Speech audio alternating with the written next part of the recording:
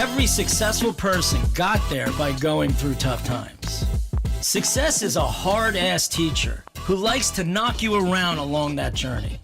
You know, it takes real guts to not give up and keep going. We'll hear stories about failures and how these leaders flip the script to create success. I'm John Schultz. Join me and let's discover how success is never really overnight. In 1994, she put a second mortgage on her home, hired 3 people, and opened a business no woman had ever opened before in the United States. She lost her husband while the company was still young, raised 2 kids alone, and kept showing up anyway, turning her grief into a fund that still sends children to camp every summer. 30 years later, her firm manages over $1.8 billion in loans. Her kids are her partners, and her first employee is still by her side. And her company, by the way, is still to this day the only female-founded commercial real estate mortgage banking firm in America. Not the first, the only. So welcome, Gretchen Wilcox, to the show. Thanks for being here. So Gretchen, I'm so excited you're here. We've known each other for so many years. Decades. Always out, meeting new people. You know, I think we're like kindred spirits, which, you know, I really do feel that. And with you, I want to start with an interesting question before we get into your background, because your background's amazing and everyone needs to hear this story. It's inspirational. You know, my favorite movies are like Rudy, Rocky. That's why, like, when you get someone so inspirational on your show like you, I'm excited for everyone to listen. But, you know, take me to the hardest moment in your career, that one thing that you genuinely weren't sure what was going to happen. I would say that's when I rolled the dice to start my company in about 32 years ago. Okay. And I didn't have a lot of resources. I had given enough money to live for 6 months. Interesting. And it was a high risk, high reward situation. But what, like, okay, so, and we all see those in our life. They come to us and we have to make decisions.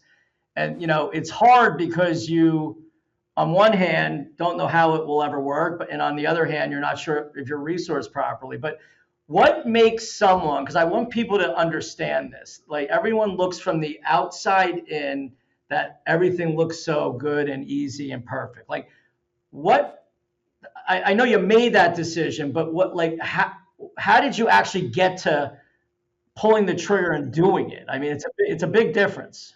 It's a big difference. And unfortunately, I was put in a really tough situation where my husband was diagnosed with a terminal illness. And I had already worked for another company and built it 10 times over. I was young. I had 2 young kids. And basically, I did it for the survival of my family. Wow. I got the chills. Well, listen, you know what? You could have made 2 decisions. Sort of stay where it was easy, right? Because that could have been what survival meant, or go all the way in and like feel like you had some sense of control, right? That you could create for yourself and your family. I love that. To me, that's awesome. And yep. So good. All right, so now I want to go back to like little Gretchen, you know, when she's growing up, you know, you're finally, you know, walking around, and whether you're 8, 9, or 10, you know, how did your parents shape you? The way you probably saw yourself as a young girl. I have 2 girls, so I sort of, you know the role that I played with my wife and tried to learn the best I can. And there's no book for it. But like, how do you feel your parents impacted you, shaped you, and, you know, made you, you know, feel a little bit like you? Yeah. Well, I was brought up in a very small hick town in Western Massachusetts. And there wasn't a stoplight. There wasn't a grocery store. There wasn't a high school. There were more cows than people. And I actually I had a complex at this age because all the German shepherds were named Gretchen. And it was like, oh Oh, my God. really? That's Yeah, incredible. That's funny. yeah. It took me a long time to like the name Gretchen. Wow. But my parents were the only child. I was one of four. We were very family oriented. My mom was a school teacher. My father worked for the telephone company, and Okay. we had family dinners every night. Um, very into sports. Very into sports. My father was involved, the president of the Recreation Association, and all the fields were in our backyard. And it was just a great upbringing in a very small town. You went to church on Sunday, and you walked to school, and then you played with your kids, your friends, until you got called in for dinner. But my parents, they made me work. I couldn't do anything on a Saturday morning until noon. That was not allowed because I had the list of chores, and I didn't always like that. You had to get up early, and you Yeah. had to do your list of chores until noon. And then Sundays we weren't allowed to have go to friends' house because that was family day. That was, we couldn't. We could have friends over, which was fun, and our home became a good base for all of our friends, my older brother and my two younger sisters and I. But it was a wonderful upbringing. I was actually I was a entrepreneur at the age of 9. I guess I was just born with that gene, if you can Yeah. say. And all the guys had the paper route in town, so I decided to establish an egg route.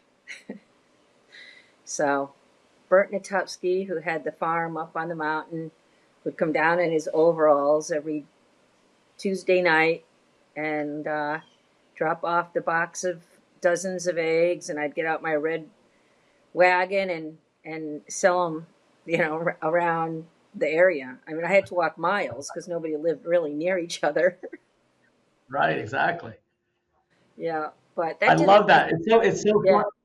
It's funny because I'm like 89 episodes in, everyone, didn't know how they were going to get there, got there and like excelled beyond comprehension, more than you would ever, think for yourself or in any business or industry.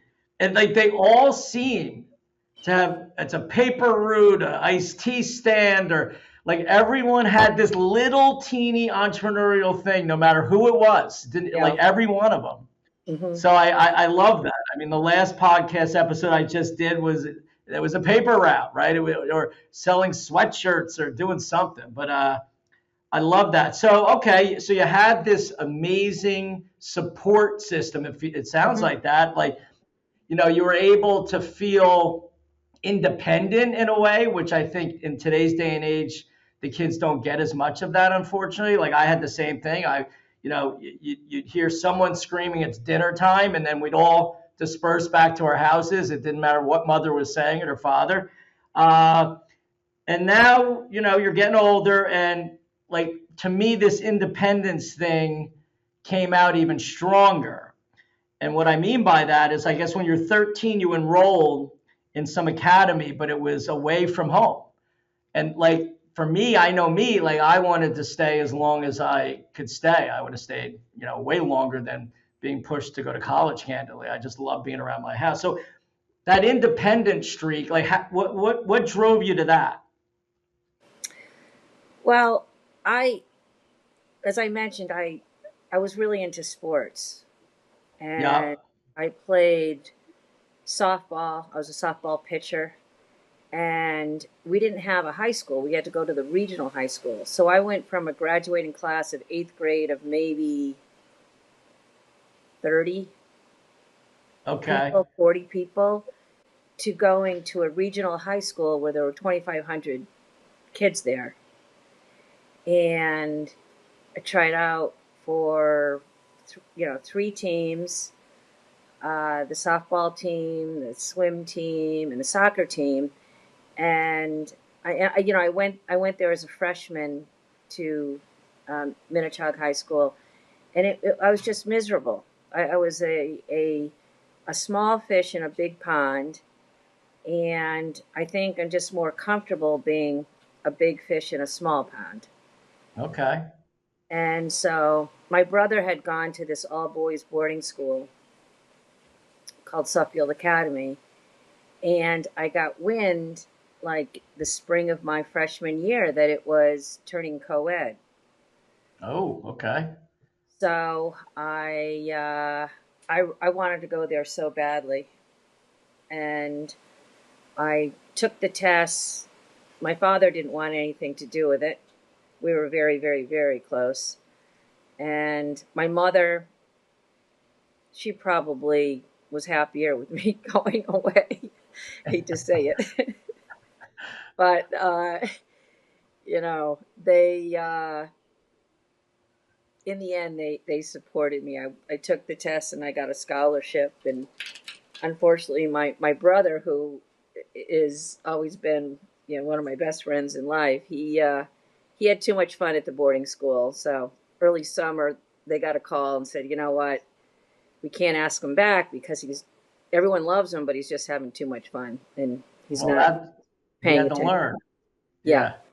So I Well, what's I interesting about this is like, again, you were entrepreneurial almost in a way. Like you took the test on your own. yep. Like you didn't have support, but yet it didn't stop you. Like you broke through your first barrier in my mind, right? Your mother wanted you to go. Your father didn't want you to go. You're close. Sounds like you're very close to your father. That's a very hard decision for a 13-year-old. And a 13-year-old going and like, you know, doing the test and doing all that on your own. That's so I can see the building blocks being built, which is so cool because that's how you get your confidence. So, all right, so you did this, and then you went to college. Obviously, you did your thing in college, and now you're graduated. And all right, so here you are, all these little building blocks. You're a small town, great upbringing, that closeness. We all look for that wherever we can find that. So how do you pick like New York City, Wall Street? Talk about a culture shock for you. I mean, even like you said, you want to be a big fish in a small pond. You just went into the biggest Yeah. pond Yeah. in the country. So how'd that happen? Well, just to go back to the boarding school, as I mentioned, it was an Okay. all boys boarding school.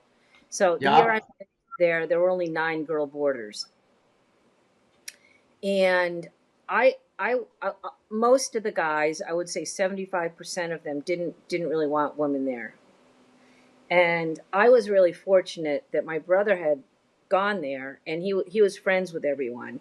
So the guys respected me, and I became really good friends. I felt comfortable, around them. I had fun with them. Uh, I think because of my brother and my father, I always felt comfortable around men. I wasn't brought Good. up to say, okay, you're a girl and this is what you have to do because you're a girl. So to fast forward, I went to Babson College, which is the number Yeah. one entrepreneurship school in the country. And when I graduated in 1981, interest rates were like 21%. I, And re- I I did, remember. My yeah, God, can you believe I that? That's like know. Talk about panic. if you But just bought every single building that existed at that point, we both like be yeah, somewhere else right now, right? this is true. This is true.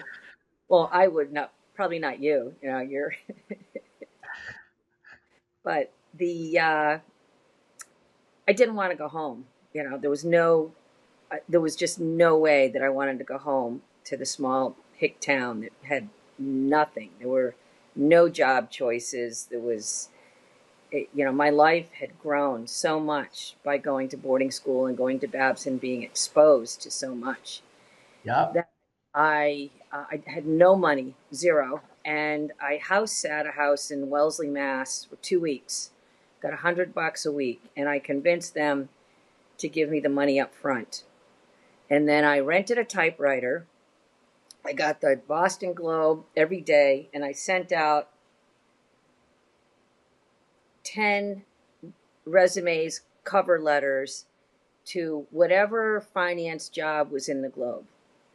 And I just went, again, I went for it. There was an ad there for vice president of finance of Brigham and Women's Hospital that was 3 hospitals who just merged.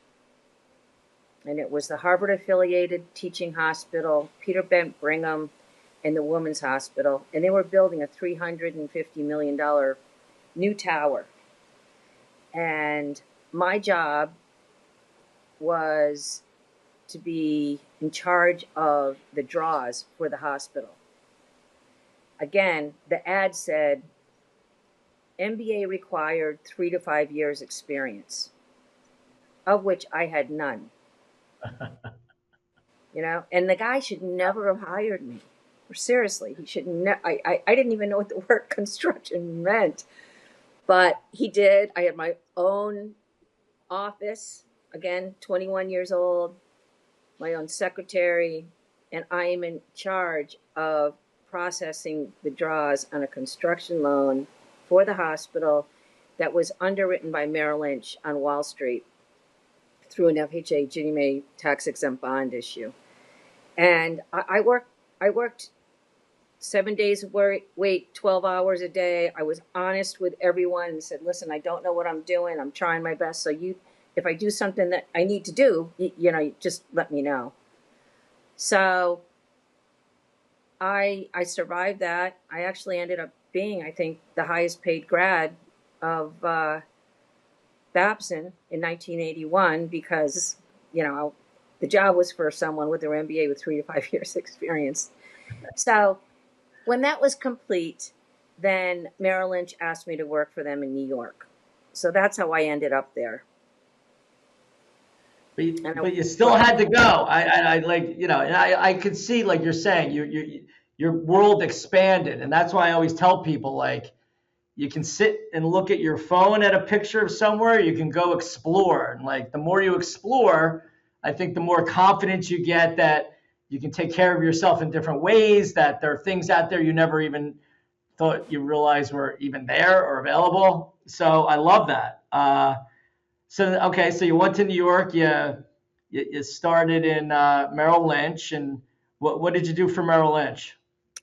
I was in charge of developing a nationwide debt placement system for commercial real estate, and they did not have one. So that was a great intro to what my company does.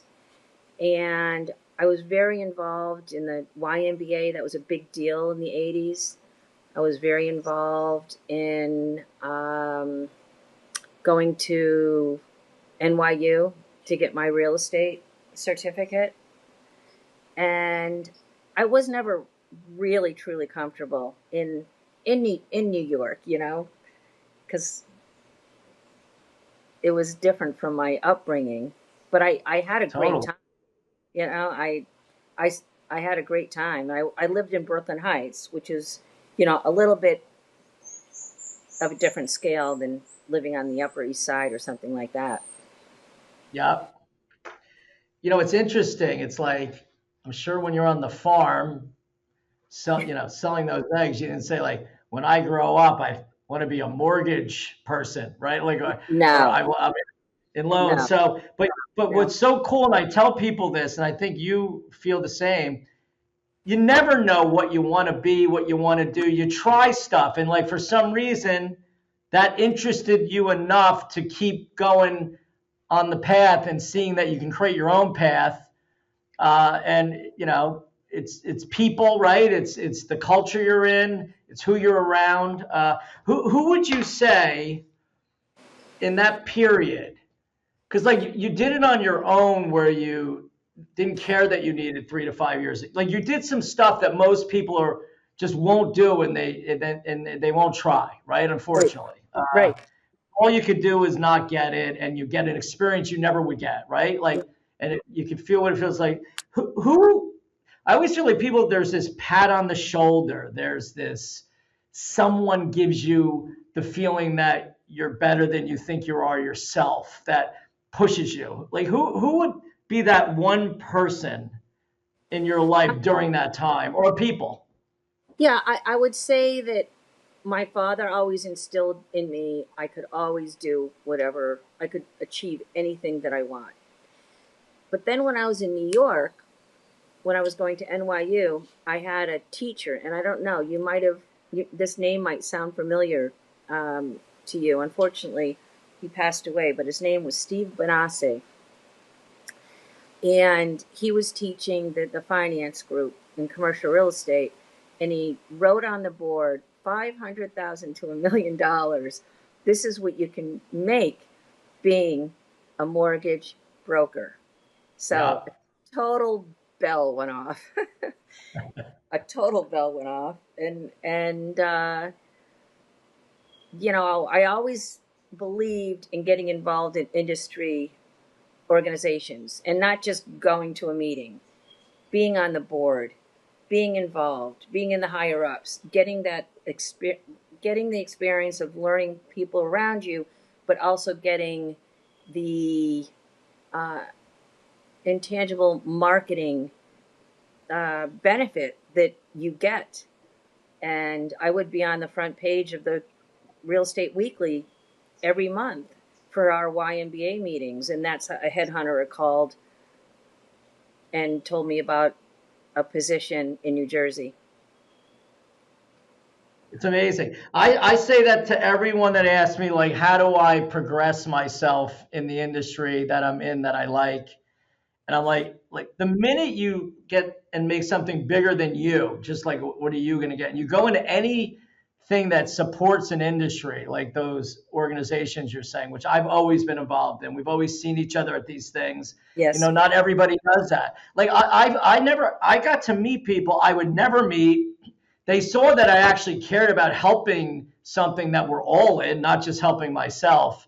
Yep. I say that's like, besides getting yourself to feel you can believe in you, yes, because you can't do anything if you don't believe in yourself. But once you can get a little bit of that going on, the more you're around other people that you would never have access to by giving. It's like not taking, giving. So I love that you said that, because a lot of people don't realize the impact even though they're doing it, right? Like you actually understand the value creation from that, which is tremendous. So you got this next job. Now you're sort of corporate world, right? So what was the moment? I know we discussed a little bit, but like financially, what was your first big bet on yourself? Because you're building yourself up. Like again, you started with nothing, right? But now you have a little bit, and if you're going to scale, you need to have more resources. So what was that first big bet? I think the first big bet was to go to this firm in New Jersey. They again they never had hired a woman. Uh, I performed for them when I went there. They had a servicing portfolio of 70 million, Yeah. and when I left, they had a servicing portfolio of 700 million. Oh my God. And 10x. that was all through my direct efforts of bringing in certain lenders. And then after I had the lenders, I wanted to go out and meet the clients and originate business. And I was told Gretchen, you're a woman. This is a man's business, and I just don't think you can do it. And I did it. I did it. Wow, talk about a big bet. Listen, you had a little of that Sofield experience, right? Like, Yeah. I love that. I always say, like, what we will do in our life somehow is attach thing when we're young that we don't even realize is going to be an Right. impact.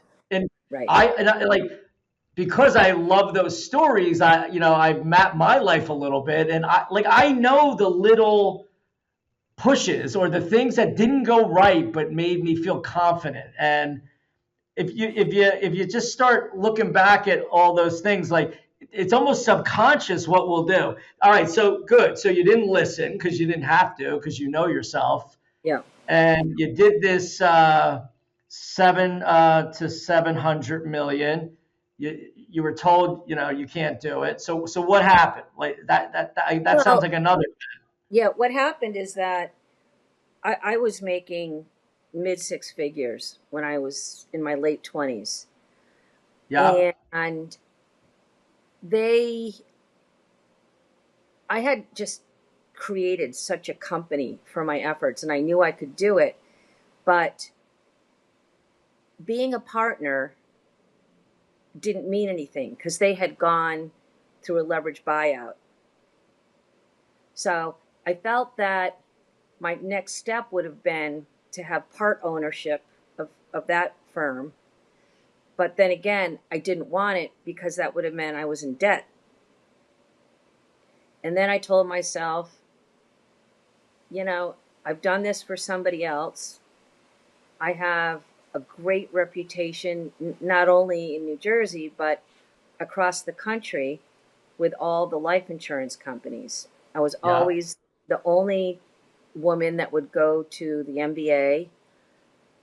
Everyone walking down the hall, you would not believe, John, how many guys, every other guy would say hello to me. I wouldn't even know 90% of these guys. But again, I had free marketing because I was the only woman. Yes, so good. I love it. Yeah. I love And it. I love had a tendency to wear pink it. Listen, in, in the sea you didn't of change blue you. That's blazer. still you. That was you. Like, you Yeah. didn't do anything except be Yeah. yourself. That's what I think, at least. Right. Right. Yeah. And you know what? I loved what I did. I really did. And I had a lot of fun. A lot of fun. You So, got to, you know, I think that's one of the most important pieces. I mean, nothing's easy. So at least, like, doing something you like that you think could be fun, not every minute, not every day. Uh, all right. So you did this big move. Where did you first set up? How many people were with you? How scary was yeah, it, like, that you first know, day? it was one other thing that I just wanted to point out, Okay. besides getting involved in industry associations, is Yeah. I've always been a believer in charity work. Okay. So, like, I didn't have anything else to do. I've got now a 2 and a 3 year old. My husband has a terminal illness, and I was chairing a spring ball in Morris County. Oh my God. And I had gone to all the bankers. I had gone to all the big clients that, you know, lending me money to start my business would be nothing. But the bankers didn't want to bet on me because I didn't have the clients or the lenders yet. It's a really hard business to start. And the developers who had the money wanted everything from me because you know Yeah, listen, trust me, we all know. I mean, yes, unfortunately, that's how, yeah. yes, yeah. So I chaired this spring ball benefiting families, women and children in need in the area, and it was just a beautiful gala. And at the end of the night, this banker came up to me, Stu McClure. He was the president of Summit Bank at the time. And I had been in his office at least 5 times asking him if I could borrow some money. And he came up to me that night and he said, Gretchen, you come into my office Monday and I'm going to give you the money to start your business. Like, who would have thought? Okay, so just everyone listening, listen alert. Like we were discussing before, the minute he saw how you give, Yep. you can't help but want to reciprocate. Like you weren't even giving to him, but you were giving to something that he felt interested in, passionate about. Yep. And there's a great book, Influenced by Cialdini. Everyone should read it. And we're creatures that we can't just be given something without wanting to give something back. It's impossible. But So you didn't true. do it for that reason because you didn't have any intentions that way. But it just shows like I always feel the best when I'm giving something. I don't care what it is. I could do the biggest deal on the planet. For some reason, like if I feel I gave someone something that helped them better than they were before, that's my joy. It's been that way my whole life. It's why I do this podcast, because of one person. And all I thought was going to be would be one person would ever listen to this when I first started. Now, obviously, it's grown. So I really appreciate that. And that must have been like a light bulb moment for you, right? Oh, Because you it was didn't do charity unbelievable. for getting anything. You did it for giving. Yes. And Love it. went to his office that Monday, gave notice that week. I took 2 people with me from my previous employer, and I hired someone to handle my quote unquote servicing portfolio, of which I didn't have one. And Talk about like what do they say? Visualization, like in oh, sports. I have to tell you, this now he was my first employee, and he just retired 6 months ago, and he said, "Why should I do this, Gretchen?" And I said, "Joe, I'm going to make you a millionaire. I'm going to make you a multimillionaire." And he says, "I don't know why I'm doing this, but I believe in you, and I'm going to do it." So he I was really love that. my first big employee, and he was my CFO and handled. Now our servicing portfolio is $2 billion, so we got there. Amazing. So Yeah, good. yeah. So good. So was there ever a period? No, you got this going. You got Joe. You got a couple other people. You know, it's still got to get out there and get the business, and you did that. But was there ever a period where you considered not quitting, but like pivoting? It's not working. Like, again, everyone looks from the inside out or outside in and looks at this thing and says, magical, but they don't really know like how many times it was almost over or wasn't going to work. When did did I it think always the happen? beginning, that first 6 months was the hardest because the bank only gave me $200,000, and it was Okay. a second mortgage on my home. It wasn't like anybody was giving me anything. I had to pay it back. But there were 2 things, John, that I didn't know when I started my company. Okay. I was the first mortgage banking firm to open 25 years in New Jersey. Really? There were only 3 others, maybe 4, that originated and serviced for life companies.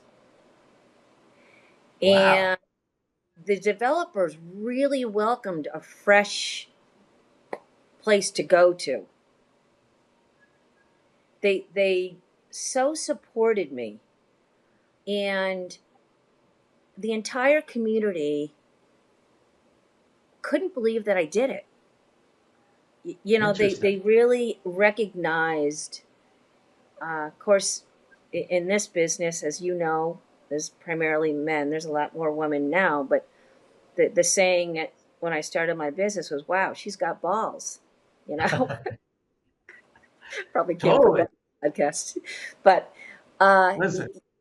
people Well, supported the guts I had, and then the second thing was I didn't know, but I was the first female founded commercial real estate mortgage banking firm in the country.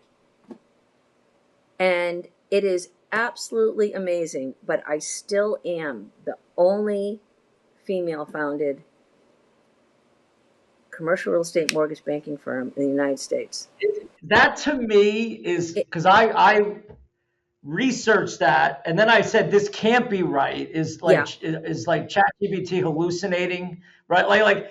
But I went and I read articles and I saw because I you know I don't I thought that I was going to bring that up myself. I mean I don't even understand that candidly with all I the don't either. commercial debt, from housing to all the real estate on the planet, Yeah, and you're still the only one is mind-boggling to me. it's crazy. There's partners, women partners in firms, but there's not another woman that founded their own firm. It's amazing. Well, good to you. Yeah, That's like a Guinness Book yeah, of World Records. yeah. But you know what? I didn't do it for that reason. You know, I did none of this for a purpose, except for the original purpose, which was to provide for my family. You know what? That's why it worked, Yeah. because you just did what you had to do. You Hmm. loved it. You kept your brain focused on what the mission was, but also, again, took yourself out of just all about you, all about being you, which is Yeah. amazing. So, all right, so you did this.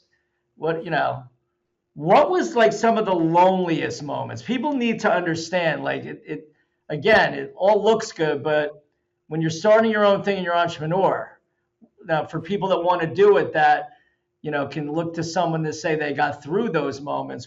What was the loneliest moment, and how did you get through those feelings? Because it can weigh on you. Yeah. I would say the darkest times was during COVID. Okay. That was by far the darkest time because we didn't have a good first quarter that year, and now my company has grown. I have a very high overhead. Uh, you know, needed I needed to do deals, and the whole world stopped. So that was the first, and that was the only time that I wrote checks to the company. Oh wow. So Yeah, you had to reinvest. You had to recommit. We didn't know what was yeah, going to happen after that. Like no, we own office buildings. I thought no, like for the first month, I felt like no one was ever going to go into an office building again. Like yeah, so, it was definitely scary. yeah, very scary. And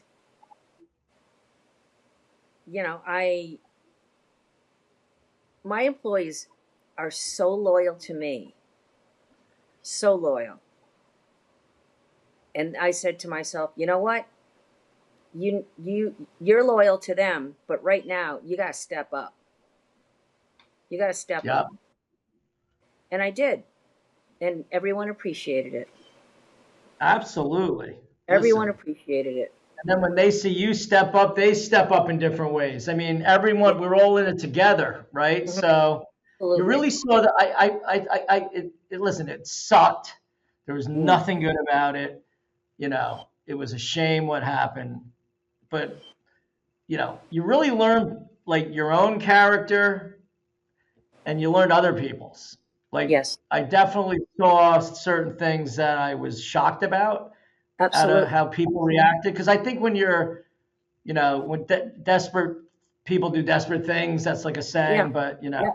and we all felt desperate, but not everyone does the wrong desperate thing, I right? think people really were trying to take advantage of the situation. Some people. Yeah, Some people were desperate. Some people needed, a little relief on their mortgage for a couple of months.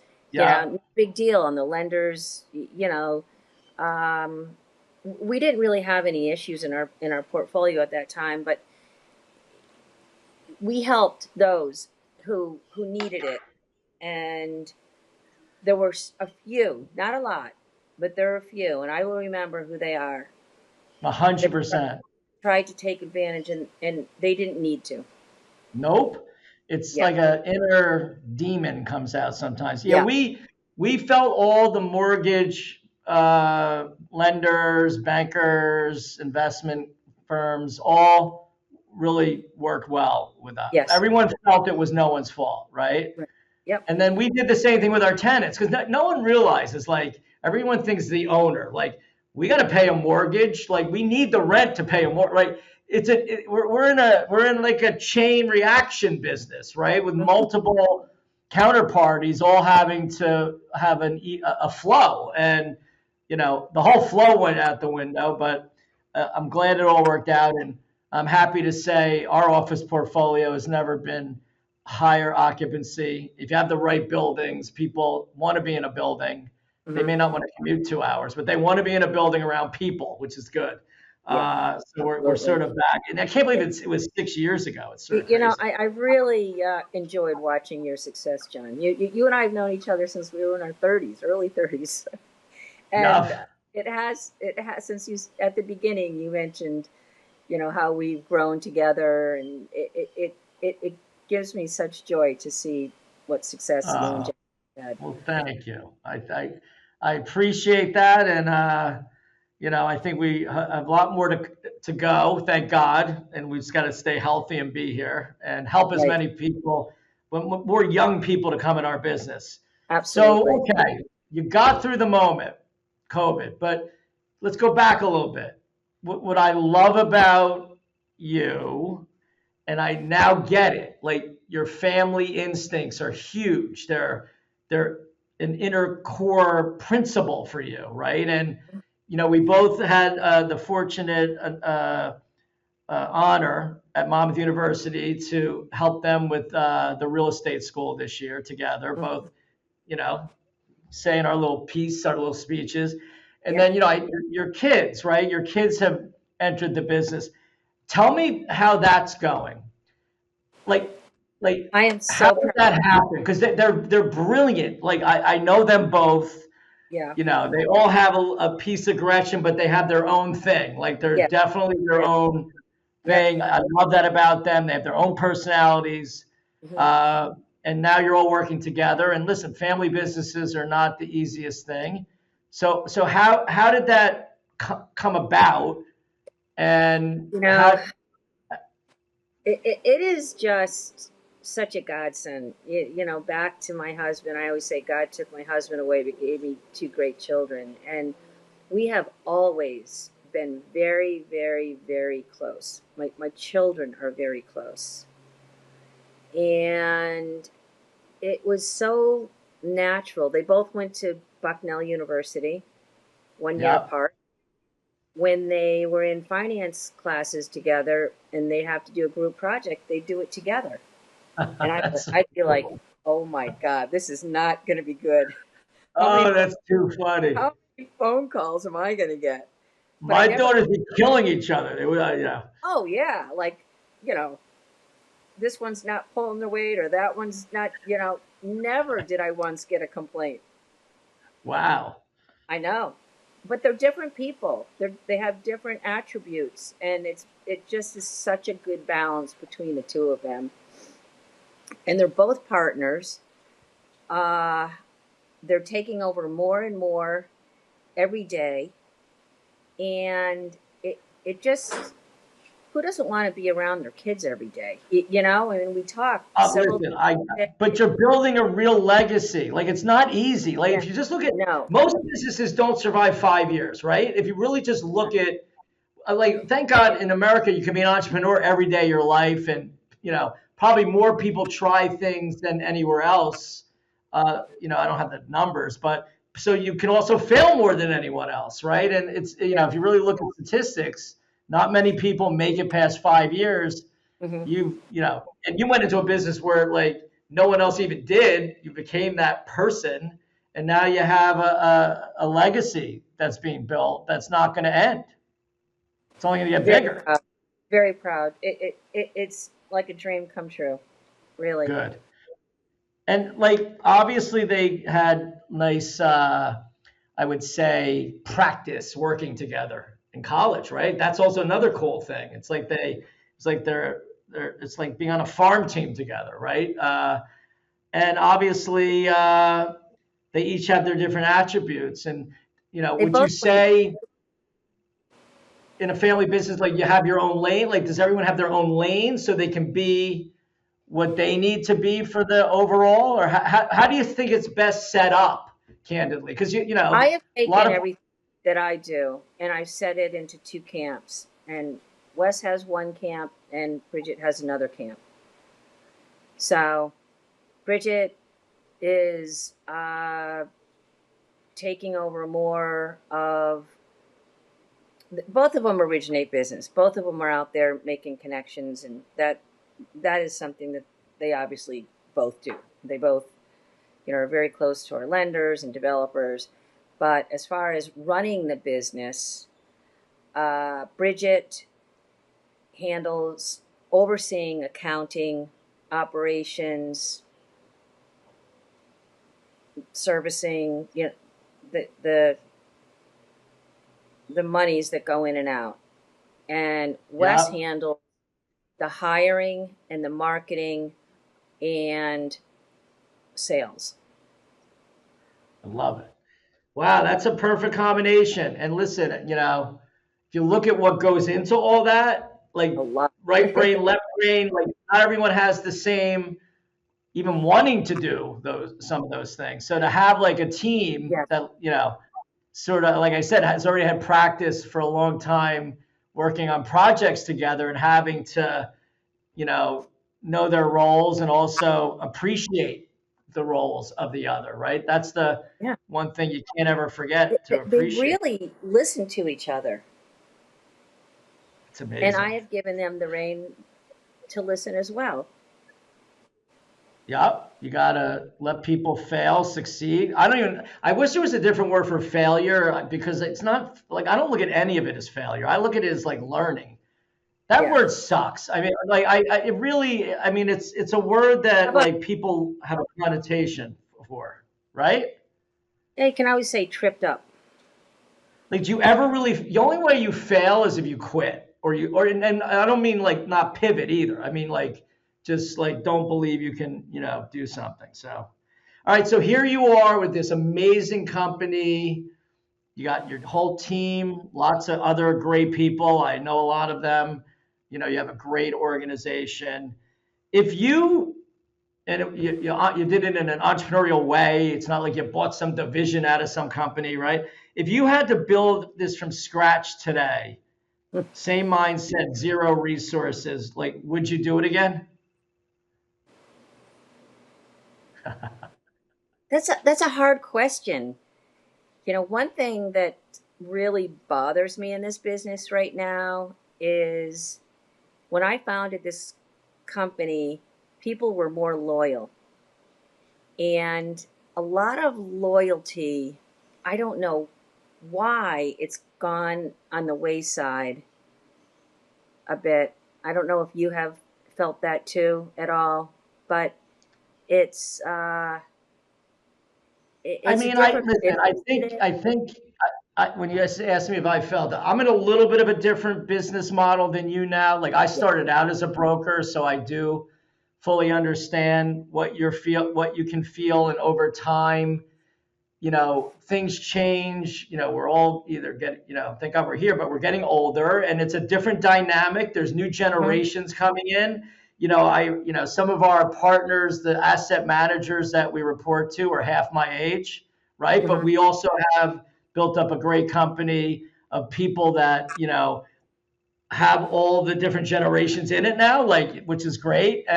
But so I think that's more of what it probably is for you and me, is it's just different. So we feel that more. But I've always felt, and I think that's why you've become so successful, less is more. Like I'd rather have seven, eight, Yeah. five relationships. Yep. And I know Mike Tepedino, who also was a guest on my podcast, Mhm. like what I learned from him during my younger career is that like he would always say like, John, what are you doing? Like you only need the right Yeah. ones. You don't need the wrong ones. And I always wonder like, how are you like with five people doing what you do? He goes, because I do it all for them because they trust me. Like you're the same. And I think like we both get older, like with the newer people coming in, it may be different to build those relationships. Do you agree with that or no? I agree with that, but I think technology has also impacted the way my Yes. business works. When I started this Yeah. business, lunch, dinners, golf, entertaining, becoming friends, learning about someone and their family. Now you get an email, hey, it's, I we know. didn't, I know. so when I started it, there was more humanity to the art. Yeah, I still believe though, like the people that you're, you know, the younger people at your organization that are now working with the people actually doing the work on those deals, when they're going to rise, and then that's like, so I think That's it's true. all just True. a different evolution of where we are, right? That's why I asked that question, because I've asked that before, and to have to start it all over again, it's a tough thing to answer. Yeah. I probably would. I don't know, but I don't know with what angle I would go in it. I know it would be a different angle because it's a different world. But anyway, so I want to thank you so much for doing this. I mean, Oh, yeah, my it's such a pleasure. great story. I hope a lot of people listen to this, because at the end of the day, we're all just human trying to be the best that we can every day, and hearing great stories like yours and your family and all the stuff you had to go through, and you're Mm. still here, always smiling, always happy. At least when I see you, I'm sure we Yeah. all have our days. But Yeah. so thanks for being a guest. Thank you. Thank you so much, John. I look forward to seeing you out there. Absolutely, I'm in. 30 years ago, Gretchen Wilcox bet her home on herself. Today, she runs the most respected commercial real estate firms in the country, built on loyalty, patience, and her belief that being different isn't a weakness. It's the whole point.